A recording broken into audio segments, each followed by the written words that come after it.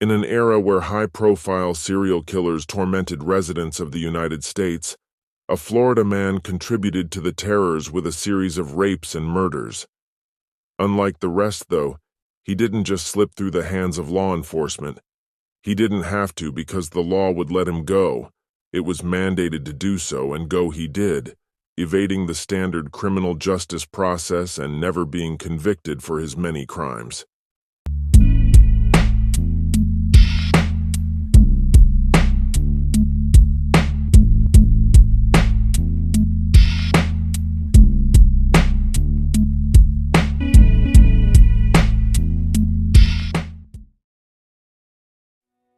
It all began in November 1971. A series of sexual assaults and rapes began to emerge in Fort Lauderdale, a thriving coastal city in Florida loved for its beautiful beaches and boating canals. By July 1973, the police had received almost 150 reports of assaults from women, almost all of them reciting the same story.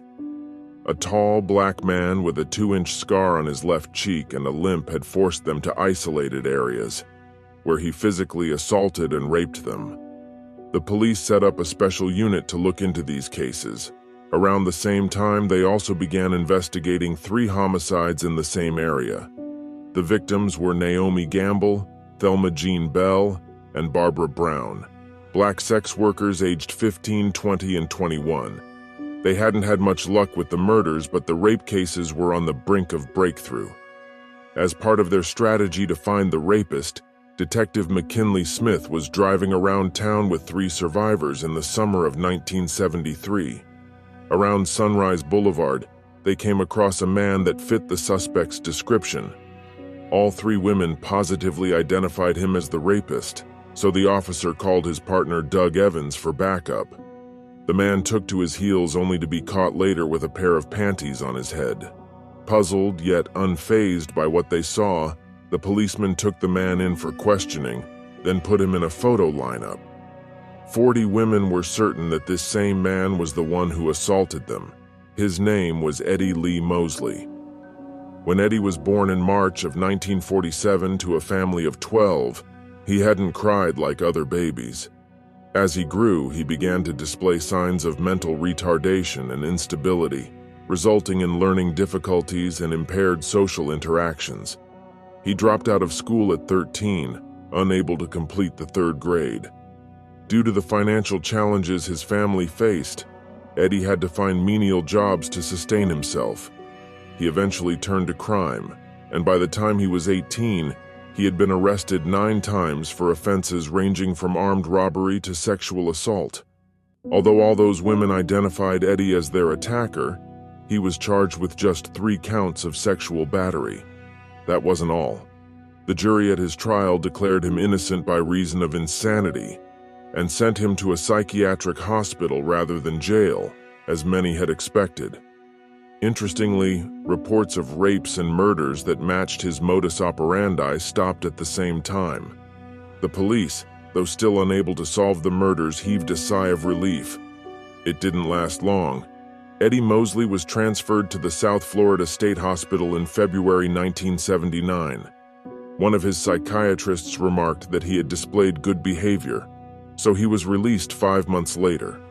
Although he was required to continue using his medications and attend monthly appointments at another mental health clinic, he was considered mentally fit enough to be integrated back into the community. This mistake would cost the lives of 4 more women. They had been raped and strangled to death. Yet Eddie wasn't charged. Someone else was.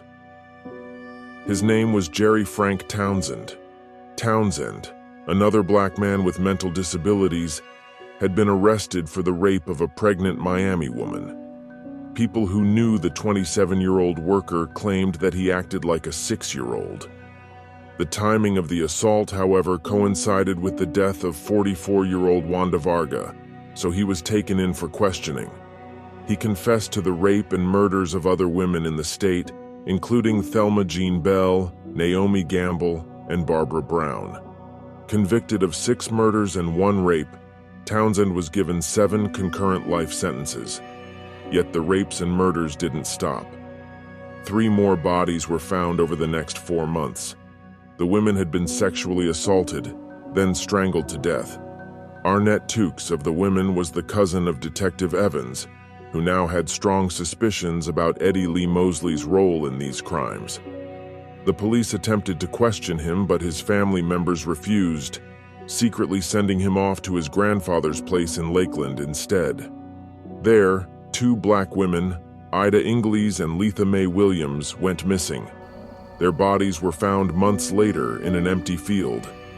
Just like the rest of Eddie's victims, they had been raped and strangled.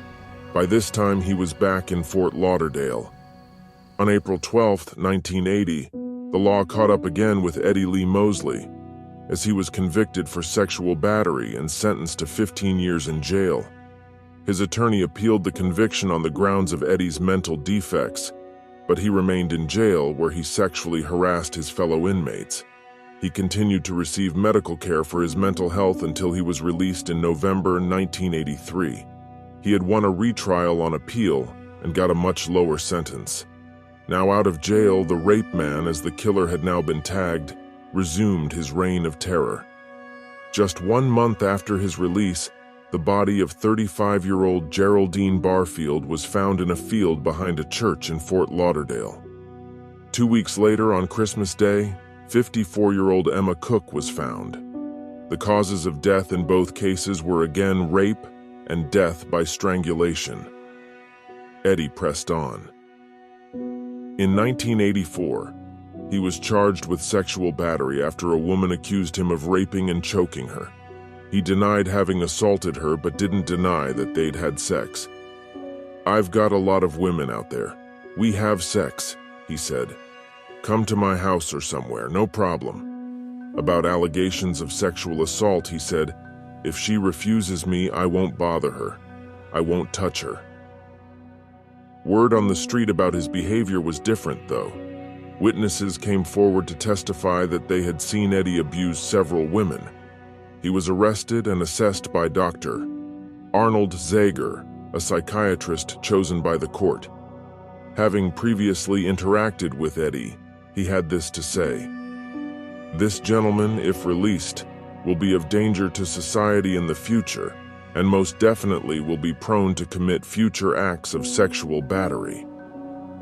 Because the woman had been a sex worker, her testimony wasn't deemed credible, and Eddie was released yet again.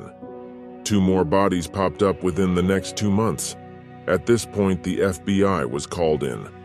They provided a profile of the suspect, part of which stated that he would be an unmarried, middle-aged black man, a school dropout with a history of mental illness and below-average intelligence. He would dabble in alcohol and drugs, and would even have been questioned before about the murders, but denied them. This forced investigators to consider Eddie. In 1987, he was charged with the murders of Emma Cook and Teresa Giles, while others remain unsolved. History repeated itself as the court found him mentally incompetent to stand trial, and instead sent him to the state's mental hospital. By 2000, DNA testing had become a significant part of solving crimes. An 8-year-old girl, Chandra Whitehead, had been raped and killed in 1985.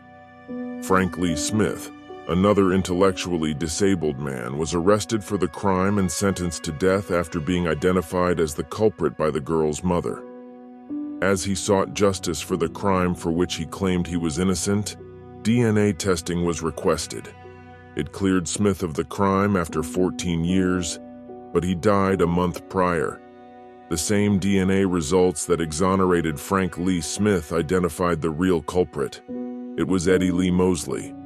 Investigators jumped on this new find and linked him to several other unsolved murders in Fort Lauderdale. Jerry Frank Townsend was exonerated too. In fact, he was cleared of all charges and was released after serving 21 years. The police finally had their man, but they couldn't do anything about it. Mosley still could not be imprisoned because his mental issues persisted. He remained in mental health institutions until he died from pneumonia and COVID-related complications in 2020. What do you think about this case? Let me know in the comments below. If you enjoyed this video, Smash that like button and subscribe to this channel for more true crimes of the dirty South. Thanks for watching.